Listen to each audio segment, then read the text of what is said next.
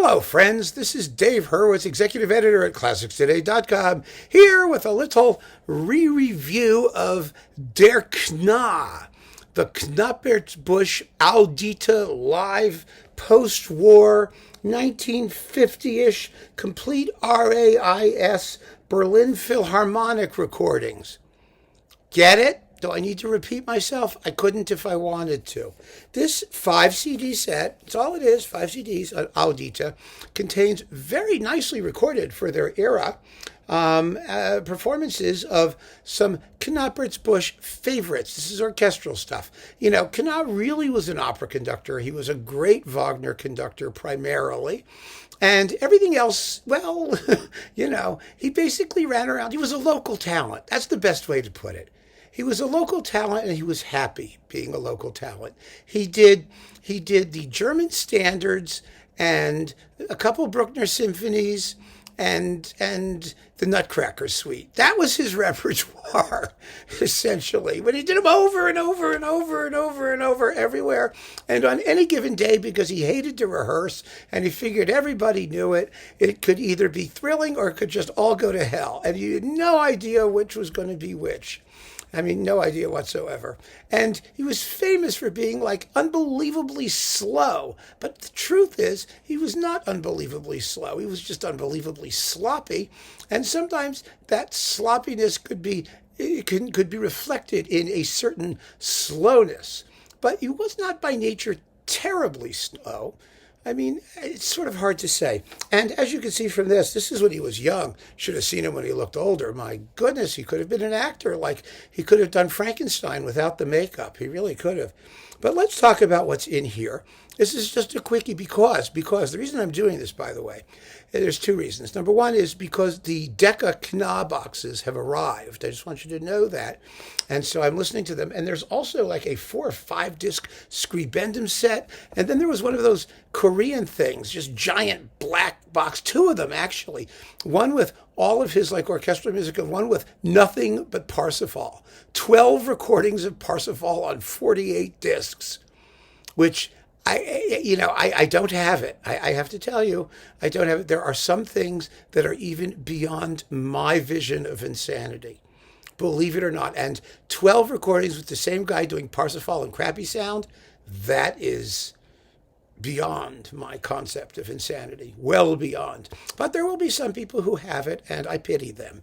Anyway, so what's in here? In here you get, let's see, we get 2 Brookner 9s, I believe, right? Yes, 2 Brookner 9s, one from 1950 and one from 1950, which is very interesting. They were done a few days apart. One is live, and one was a radio broadcast. That's the difference. Excuse me while there we go. I was itchy there. And then we get, let's see, 2 Schubert unfinished, one from 1950 and the other from 1950. One is studio or broadcast and one is live. And there's virtually no difference between these, by the way. Really, I mean, really, they say that, Der Kna did not like recording because, probably because he had to listen to himself, which would have been horrifying enough most of the time, right? But the truth of the matter is there's very little difference between these versions. So I wouldn't worry about that. Then we get, let's see, Brookner's 8th. Ooh, the Brookner 8th. Now, these are older editions. They're sort of kind of Novak. You'll hear little textural thingies going on, the timpani redone at parts of the 9th, and, the 8th is, well, it's some version of the 8th, but they are really good performances. They're not unusually slow. They're thrilling. They're really thrilling. The finale of the 8th is absolutely cosmic. He really knows how to build up a climax. Or, let's put it this way, let the orchestra play the climax without getting in the way, which I'm convinced more and more is the best way to do those things if the orchestra knows what it's doing. And the orchestra, in this case, is the Berlin Philharmonic, remember. So, but of course, this was Furtwängler's Berlin Philharmonic, so they weren't necessarily any more tidy anyway. So it was, but boy, these are really good performances. The Brookners, by and large. And remember, Kna did a studio Brookner 8th or a Munich Brookner 8th. It was one of the most horrible things anybody ever did. It's just the one on Westminster. Oh God, it's awful. So So these are really good. So that's nice to know. And the Schubert's really good too. The first movement's really creepy and spooky with big, heavy-duty Gothic climaxes. And the second movement is con moto. It's an andante con moto. It moves along nicely. They're beautiful. So then we have Beethoven's Eighth. Oh my God, it's awful. What a woof, woof, woof. Ooh, bow wow. Arf, arf, arf. The finale has a main theme. You know, the finale goes, well, you know, it can have however different number of notes on each reappearance, and it's terribly slow. So you get to hear the sloppiness in slow motion, which is really quite an experience. Believe me, it's just horrid. Absolutely horrid. Then you get Haydn's Surprise Symphony, which is better than the Beethoven, but not by a lot. It does have a very loud surprise. And you get the Nutcracker Suite, of course, because he always did the Nutcracker Suite. He had his very own original take on the Nutcracker Suite. He loved it. I mean, he loved it. He loved it the way, you know, it's sort of like, you know, a German conductor's version of pornography.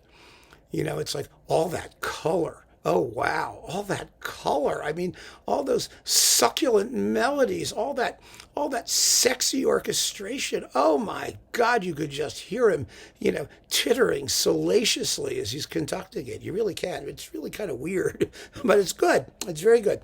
Then there's a bunch of light things. And he was a great light music conductor. Because you know how light music goes. You just say, okay, guys, go. Boom! And you let it run. And so he was happy to take the credit for whatever happened. But here you get, let's see, Johann Strauss II, 1001 Nights, Nicolai's The Merry Wives of Windsor.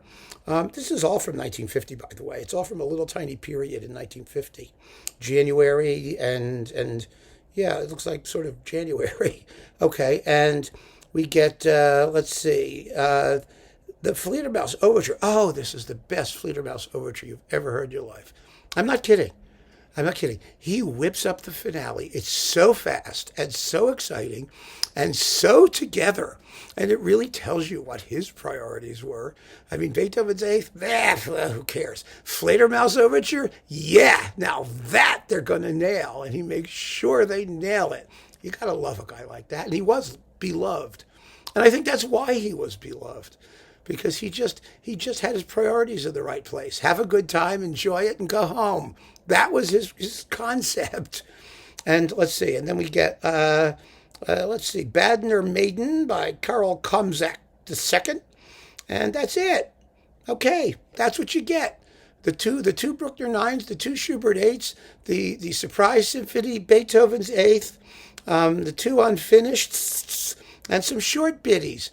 And they're delicious, and they're on Audite. And the second reason I wanted to mention this, aside from the fact that all those other Knappertsbusch things are out now, and I'll be talking about them over the next, 10 or 20 years, is that the if you want to hear samples of that Fledermaus, and the first movement, the end of Brookner 9 with sort of the edited, revised timpani parts and whatnot, it's just really hot.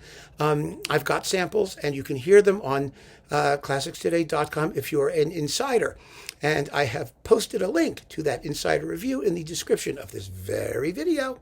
So if you're not an insider, do sign up. If you're not willing to sign up, do go hear this anyway. If you're a fan of really cool historical recordings by rather controversial historical figures, of which this guy was certainly one, grab this too.